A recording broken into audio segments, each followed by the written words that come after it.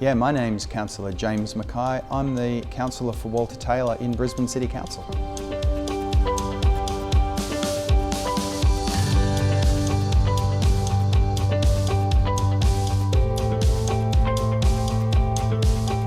I'm one of 26 councillors in Brisbane City Council, and there are 3 tiers of government in Australia. We've got local council or local government, we've got state government, and we've got the federal government. And local councils traditionally look after things such as roads, rates and rubbish. If you need a footpath or you've got a pothole outside your house, that's a local government responsibility. But it's a lot more than that these days. We're delivering a program of green bridges, we do road upgrades, tunnels, all sorts of complicated infrastructure, and all the way down to the basic things like footpaths and potholes. Being a councillor is very varied. You can start off reading proposed local laws. It's almost like legislation. You can go through and try and understand the policies that are wanting to be introduced into Brisbane City Council. And then I might go and do a site visit and speak to a resident who might have a flooding complaint, or someone who doesn't want a tree chopped down because they saw a koala. So a lot of what I do is help people facilitate an outcome that they're looking for. A lot of people have problems and they don't know where to go or what to do. So it's the role of the councillor to sort of be a connector, to say, okay, well, I know if you've got a flooding complaint, these are the people we can get in to come and understand and possibly fix the problem for you. So I really had a passion for it. Through university, I did an internship in a local councillor's office, believe it or not, and I wrote a paper on community consultation, and from that day I've been really interested. And even though I went into private enterprise for 20 years or something, here I am back in doing my dream job. Yeah. Well, the biggest challenge being a politician or a councillor is not being able to keep everybody happy. One person might want a bridge, another person might think it's the worst thing in the world. One person might want a cycleway upgraded, and then someone else says, no, by upgrading that cycleway you're making less room for cars. So the balance of wills is really the biggest challenge being a local councillor, but the reward is being able to help people, because I get to get out there and solve problems, fix things, deliver things. It's really rewarding. For instance, down in St Lucia, we have a park called Guyot Park, and there are some people saying there's nothing for young adults to do, and it's a big university student area. So there's all the kiddie playgrounds, and then there are things for older people to do, such as weight machines, or there's a bikeway. But what do uni students do? So we did community consultation and we put in a Ninja Warrior Park, and that's great for everyone ages 12 and up. So that's the sort of thing that we can do, is to figure out what do people want, and then we can go and deliver it, and it's really rewarding.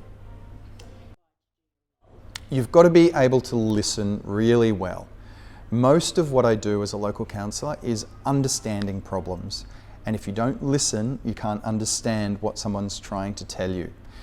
The words that they use may not communicate exactly what they're trying to do, because they don't necessarily understand the correct terms to use when they're trying to explain a problem. So if you can listen and understand what they're trying to tell you, it makes it a lot easier to try and figure out how you can help them. Well, technology is having a huge impact on politics, specifically to do with communications and elections. 20 years ago, there was no such thing as Facebook. These days, you could not run an election campaign if you didn't use Facebook. You'd be a dinosaur and left out in the cold. With communications, people want to pick up their phone, they might see a pothole and take a photo and send it in, and they expect that to be the way that they can communicate with their local politician, their local councillor, or whoever it is. And that's the sort of thing that we need to adapt. So we have apps where if you see a pothole or a broken footpath, you can take a photo and it comes through to us and we can action it. And that's the sort of thing that technology will continue to develop. There'll be lots of different things for Brisbane City Council with technology, such as artificial intelligence for Parking, you won't need to use a parking meter. That's just an example. Your bin might be microchipped, so when you leave it out on the curb, you might get a reminder to say, hey, your bin's been emptied, you can pull it in now. There are lots of things from the council perspective, and from my perspective as I work for the people at council. So from my perspective, it will come down to communication, being able to be more efficient when I'm dealing with local residents.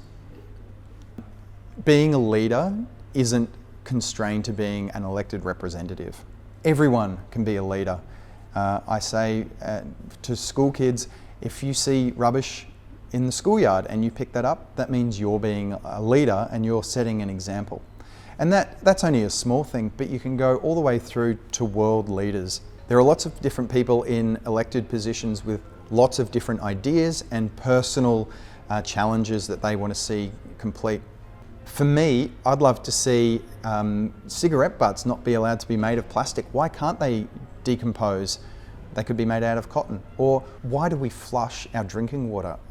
There are some countries around the world that don't even have access to clean drinking water, and we are in a very privileged position where our drinking water goes into our toilet. Wouldn't it be great if in the future we could develop a way that we don't actually flush our drinking water and instead we use grey water from the washing machine or the shower to flush our toilet?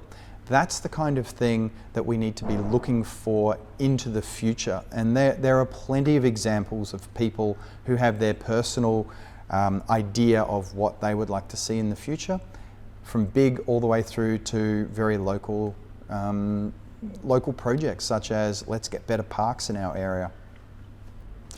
Being in politics is all about service to the community, and some people see it as a leadership role, but really for me it's about service. So if anyone wants to get into being a politician or into local government specifically, I really encourage them to get involved with a community group or young Rotary or something like that, so they can understand how they're helping their community is actually preparing them for the role. As an example, I was the president of the St Lucia Community Association for about 4 or 5 years before I did this role, and it really opened my eyes as to how to interact with different members of the community and to sort of develop that balance about what people want. And that's the sort of thing that you can start when you're in grade 10, 11 and 12. Get out there, get involved with bush care or a community group that does gives back to the local area and so on. And then if you enjoy that, then that's the sort of thing that you should consider doing. The school students of today are the world leaders of tomorrow. It's very important that the people we get as our world leaders in the next 10, 20 and 30 years are passionate and qualified and dedicated to making our world a better place. Don't leave the world leadership to the people at the end of the line. I encourage everyone to consider getting involved in representative politics, become a councillor, a state member, a federal member or a senator, because you can be the difference that this world needs. So get involved, understand what it takes to become an elected representative and see if you can't make a difference for the world that we live in. Everything you do can be used for your resume. So if you're involved with your sporting club, why don't you see if you can volunteer just a few hours a week to be an administrator or helping out around the place, because then you can get a reference letter from someone from that sporting club, or you might wish to volunteer at an aged care home and deliver meals or something like that. Because into the future, the more on-the-job practical skills you can get, the better. And that all comes down to having work experience that doesn't need to be paid for, and it will equate to a really good reference letter. Because you need to stand out from everyone else applying for the same job or applying to get into the same course or for the scholarship. How do you stand out? And for me, that means you get letters of reference or reference letters and everything you can do to enhance your resume. I encourage everyone to sign up to my monthly newsletter. It's jamesmackay.com/newsletter. and watch my 5-minute Friday videos on Facebook, where I give you a 5-minute news hit of what's happening in your neck of the woods.